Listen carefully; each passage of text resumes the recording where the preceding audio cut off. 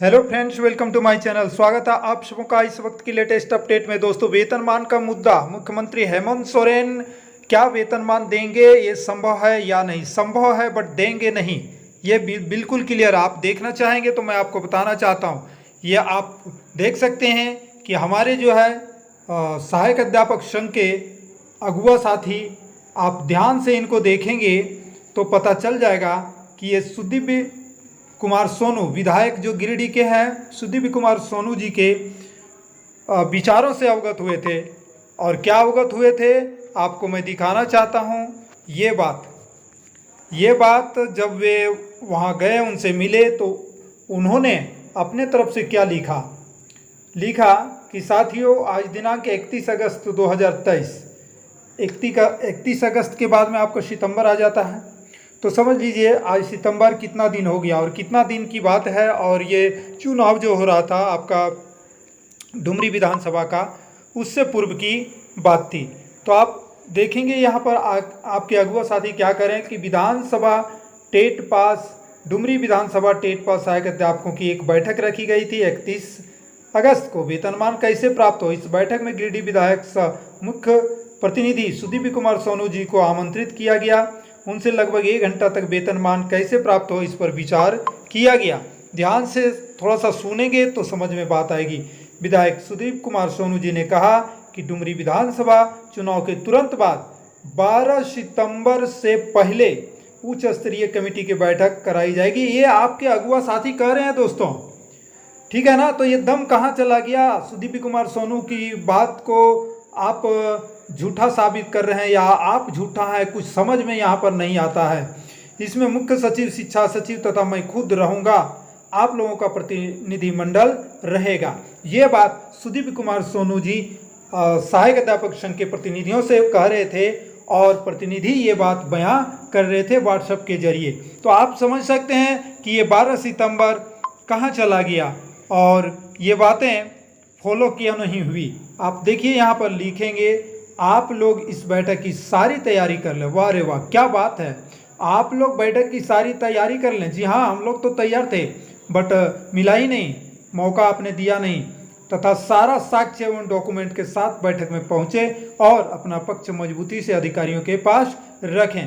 दोस्तों, मैं बता देना चाहता हूं, ये अधिकारियों की बात कर रहे हैं, किन अधिकारियों की बात कर रहे हैं जो वेतनमान की पक्षधर नहीं है। पक्षधर तो आपको होना चाहिए, विधायकों को होना चाहिए। और विधायक कहते हैं अधिकारियों के पास रखेंगे। आप अधिकारी से बड़े हैं या कौन बड़े हैं? विधायक या मुख्यमंत्री के अधीन टोटल कार्यरत हैं। हालांकि जो अधिकारी लोग हैं उनको नियम बनाने और लिखने जो कुछ है वो नियम नीति संगत करने के तरीके आपको बताते हैं, बट आप उसको समझिएगा तब आप वेतनमान की ओर उन्मुख हो सकते हैं। तो सबसे बड़ी बात यहाँ दोस्तों कि ये वेतनमान दे ही नहीं सकती है जेएमएम। आपको मैं दिखा रहा हूँ इस वक्त। आप कहते हैं, देखिए ये आप देख रहे होंगे, डुमरी विधानसभा चुनाव होने के बाद ये मिल रहे हैं श्रीमती बेबी देवी से। माननीय विधायक जो है डुमरी की, जो इस बार जीत गई है, बेबी महतो उनसे मुलाकात किए हैं। इनको यहाँ पर मौका मिल रहा है, लेकिन सहायक अध्यापक जो 23 दिनों से अनशन पर हैं, धरना पर हैं, उनकी ओर एक बार एक लफ्ज नहीं बोल रहे हैं। आप समझ सकते हैं 5 सितंबर को चुनाव समाप्त होने के बाद काउंटिंग भी 8 सितंबर को हो गया। उसके बाद ये कहाँ खोए हुए हैं इतना दिन से? अरे इन्हें तो तुरंत मिलना चाहिए। इन धरना जो सहायक अध्यापक जो धरना दिए हैं, वो धरना स्थल पर आकर के आश्वासन तक नहीं दिए। समझ सकते हैं, तो कैसे आप उम्मीद करते हैं कि जेएमएम सरकार यूं ही आपको वेतनमान दे देगी? इतना आसान समझ रहे हैं दोस्तों। मैं तो आपको कह रहा हूं कि ये वेतनमान देना ही नहीं चाहते हैं। सीधी बात इतना ही है दोस्तों, क्योंकि आप हर बार देखे होंगे कि रघुवर दास जी थे, बहुत ही कड़े थे, बट कुछ ना कुछ सामने बोल जाते थे। लेकिन ये पारा शिक्षक सहायक अध्यापक के नाम से अगर मीडिया अगर पूछती भी है तो टाल मटोल के जैसे तैसे एक शब्द, मात्र एक सेंटेंस या 2 सेंटेंस, मात्र एक सेंटेंस, मैंने तो देखा है अभी तक एक सेंटेंस ही बोलते हैं। एक वाक्य जो होता है, मैं जा रहा हूँ, एक वाक्य हो गया, मैं जाता हूँ, एक वाक्य, बस, इससे ज़्यादा ये बोलते नहीं हैं।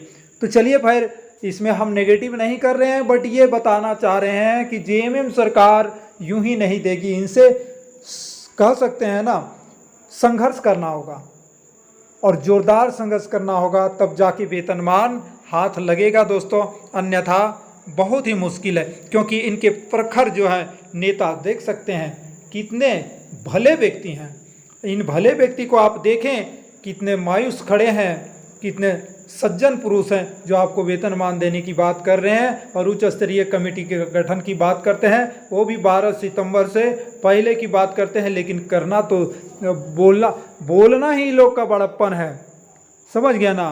तो ये बात तो भूल जाइए, इनसे संघर्ष करना होगा। रघुवर दास जो जिस प्रकार से उनको लोग वे नियमावली बनाए थे, बट नियमावली बनाए थे घोषणा न करने के बाद वहाँ पर पत्थरबाजी कर दिए, कुर्सियाँ तोड़ी गई और इनके शासनकाल में अभी तक जो है 23 दिन बीत गया। अब कुंभकर्णी नींद सोए हुए हैं, बट उनको जगाने के लिए जो है किसी तरह का आवाज़ ढोल धमाका नहीं हो रहा है। तो वेतनमान ऐसे ही मिल जाएगा, धरना देते रहिए।